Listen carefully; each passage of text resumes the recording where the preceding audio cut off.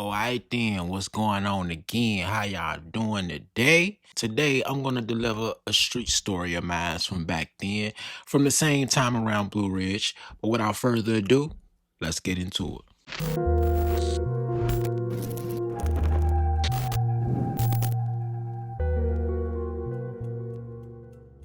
Now, if y'all checked out my last story, which was about the robbery, I introduced y'all to a character, Kason. And I just want y'all to pay attention because he is going to be embedded in this story a lot more. The time of which that robbery happened and this situation takes place, I gotta say, is a few months apart. So this situation will happen after that robbery. Shit been a little tense, as you can imagine. You know, shit been tense, all bad, been downhill. The clientele even started slowing up. I'm fucking up the re-up. My addiction really starting to mess with the money. And one of these days, the lights go out.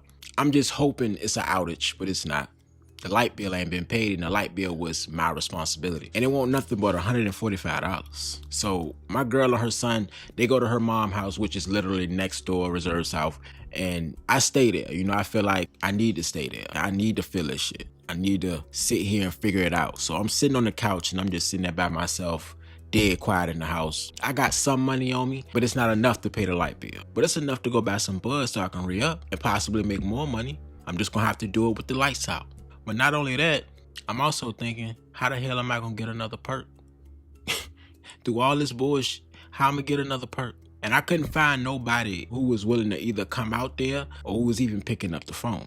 About a week prior, I met this dude from Petersburg. Now, I'm gonna keep it 100. From first introduction, he was always sketchy to me. There was something about his vibe that didn't sit right. This night, I hit him up and I let him know the situation. Like, look, I really ain't got the bread. Can I trade you some bud for an inbox? He had 15s. He had the green 15s with the M on the back. Yeah, cool. And I'm thinking we got this understanding on the phone. It's cold as hell outside. I put on my hoodie, my coat, and I got these fatigue pants and these all red Harachis on. I'm telling you what I got on because it's going to be important later on in the story. I had a Born Fly hoodie with red letters on it and a black jacket over that. He tell me he at the motel. If you from Richmond, pretty sure you know where the Richmond Inn at. The Richmond Inn is located right behind Blue Ridge. So I go to Cutway. I take the Cutway, jump the gate, get to walking up. As I'm getting closer to the door, I had this feeling like I should turn around.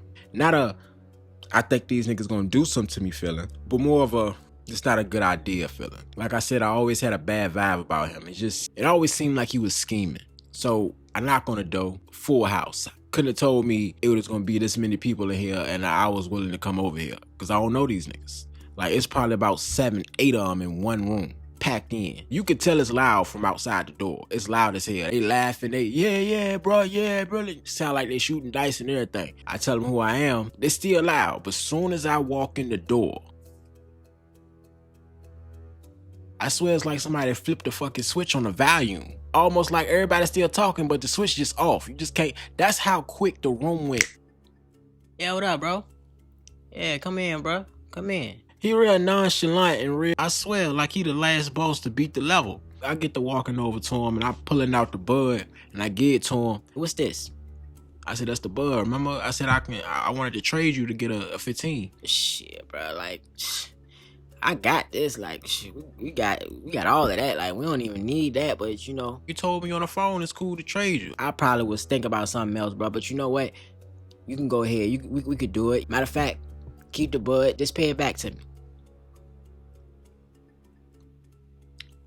Now, I've owed a lot of people throughout my addictions, but this is one nigga I felt like I really didn't want to owe. Even though it was only $15, it was like, when you dealing with that perk habit, bro, and you going through that withdrawal, bro, like I ain't hesitate. It may seem like I did now because I'm telling you the story, but in the moment, appreciate it, bro. I ain't waste no time. I took that pill, I walked the fuck out. As the night goes and I get myself together, I try to save half for the next day. I stayed up all night now because I wanted to catch any dollar that came through, which is not safe. It ain't smart to be up at 3, 4 in the morning catching plays. Like, it's not smart, but I digress. I did initially wake up super early. I walked over to my girlfriend's mother's house with them. I ate breakfast with them and I fell back to sleep. I wake up probably around 1 in the evening and I have so many missed calls. I have at least 20 something missed calls. Most of them from 2 or 3 of the same numbers. And one of these numbers is from my neighbor, Fat Black. Couldn't stand my goddamn neighbor, because he was one of those instigators. He was a manipulator. He was a real thorn, man. Like, he was really one of them guys that would sit by and put a play in motion knowing it's gonna f you over, especially if it means him gaining something out of it. That's how treacherous he was. He wasn't treacherous in the sense that he dangerous, he'll do something to you. The boy was harmless, but his mouth was fucking dangerous. Like, he knew how to move pieces with just talking. Dangerous as hell. Cowardly shit. I call him back. Yo, what up, bro? Damn, D, hey, D. Like, he hype. I'm like, yo, calm down, bro. What's going on? You gonna have to come through, bro. You gonna have to come through, bro. You gotta clear it up, bro. You try to get at K-Son. Like I said, K-Son from the previous story, evidently, I don't know how, but he got word that some dudes was looking to rob him, and that the setup was already in motion from another dude that they talked to the night before. When I do come back to Blue Ridge after he tell me all of this, I am wearing the same clothing from last night. And Fat Black, he is telling me what these dudes told K-Son. They described the dude, which was everything I had on. Yeah, bro, he had on some all red shoes, fatigue jeans. I think he had like a gray sweater, said born fly on it. Like, basically my whole get out. They was describing me. So for me to pull up around Blue Ridge, walk around the corner in the same wardrobe that they described, imagine their face expressions when they seen me, bro. Oh yeah, that's him. Yeah, that's D. Yeah. Other than the senseless shit that K-Son used to do, if it's one thing I will salute him on, he was a thinker. He knew how to use his brain, and he knew me. He been copying from me long enough to know my character, and he knew how I operated. You know, I rarely politic with people, and if I do, it's with a few people. Even Fat Black knew that. But see, Fat Black, he looking at it like we about to knock D off the board. He excited. He ain't gonna say that to me, but the motherfucker excited. He happy because he thinks something about to happen to me. But I don't think he expected that I would handle it the way that I handled it. I think he expected me to stay away from Blue Ridge. I think he expected me to hide, not answer my phone after that. I came right around there. Even though I know I ain't do nothing wrong, this could possibly get him jammed up or something, or get him hurt. So I go around there, and evidently K-Son had called somebody else because he feeling threatened. Like, they came down here deep, and it's just him and his girl at his house. So he called somebody else. Come to find out, this dude, I knew him. Dude named Blue. Shout out to Blue. Skinny dude, a lot of tattoos. So as I'm approaching K-Son to talk to him, Blue is walking out the door behind him. And you could tell he got his strap in his jeans. He got his hand right there like you ready. And then Blue looked over at K-Son like, hold on, bro. This who you talking about? This the D you talking about? He was like, yeah. Like, nah, bro. He couldn't have did that. I know D. Like I said, and I just want to clarify, I didn't carry no hard body reputation in the streets when I was in the streets. I really was just a cool nigga who did what he did, nothing outside of that. And I didn't try to make you think otherwise. Point blank period. I really was your friendly neighborhood weed man. Dead serious. But that's that same shit that got me robbed, remember? Uh-huh. As we getting the story straight and we trying to put the pieces together to what really was going on, I said, bro, them Peterborough niggas trying to make us move on each other. They thought we had this alliance to where all of us ran together. Like, this was a neighborhood where niggas rep Blue Ridge and you fuck with one, you fuck with all. Not even knowing that, bro, Blue Ridge is broken up into a lot of sections, a lot of hoods, because people from all over Richmond live in Blue Ridge. People from across the water living in Blue Ridge. It's a lot of people from different hoods living here. But they didn't know that. Like, it was damn near everybody for themselves. Like, you got your family, you take care of your family type shit. Not knowing that we looking at it like Richmond versus Petersburg. Like, y'all need to get the fuck from around here. Cause y'all throwing crosses and causing problems within a neighborhood that didn't have these problems before y'all came. So I tell them, I said, bro, I think they trying to set you up. Cause I asked him, I said, well, who told you that I was trying to rob? Like, who came to you and told you that? He said one of them Petersburg dudes that he was dealing with. Because evidently he was dealing with them too. I said, yeah, bro. That makes no sense. Why would I go tell them, who I barely even know, just met a week ago, that I'm trying to rob you? So what they do is they're going to make it seem like they giving him some information that he can move on first to get on his good side, to eventually end up robbing him blind.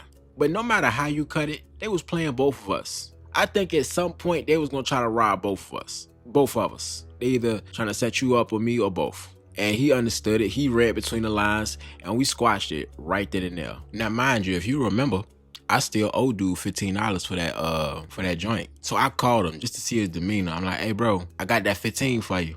Bet, I'm gonna be around there like around the night. I said, I bet. Cordial, cool, brief, and to the point. Like ain't nothing happened. Like he ain't just put all this extra shit into motion. So I had to play this girl who used to cop for me. Her people knew him somehow. And it kind of made me feel like she was a part of it. I don't know. But she came by to get something from me. And I gave her the money to give to him. When your people come over here tonight, get this to him and tell him it's from me. And she said, why? I said, because I don't want to deal with him. Okay, why you don't do? Look, get that bread to him, tell him it's for the pill, and we even. I blocked his number, deleted it out my phone, and I didn't go home for the next couple of days. My lights was still out. This day I won't home all day. So when he said he would be there that night, I'm sitting here thinking, what if the nigga broke in and he's sitting in there waiting on me? Like when you paranoid like that, bro, after already going through something traumatic like that, so much shit will go through your mind. You probably projecting a lot of shit and don't even know it. Who's to say this whole situation is just you being paranoid? But I'm not stupid. But the dope boy dude though, we would end up falling out, but not over that situation specifically. We ended up falling out because, which is so crazy to hear, but a family member of my girlfriend's was actually close to him and his little brother. Let me get it straight now. Them three used to hang together tough. So when we had a situation, that same family member of my girlfriend's would run in my house. Now, of course, this situation was wham, bam, thank you, ma'am, to the point. But let's say I didn't answer that phone that morning. Let's say I didn't call them back. Or let's say I lost my phone and I don't know what's going on. And I don't come back until like the later on that night. And shit been brewing all day without nobody communicating with me. This shit could have ended so differently. Not from something you did or said, just from you going to get a pill from somebody and going back home. Not knowing what the other motherfucker's intentions was. Could have put me in the dirt right then and there. Whether it was by the Petersburg dudes or by the dude that they tried to claim I'm trying to set up.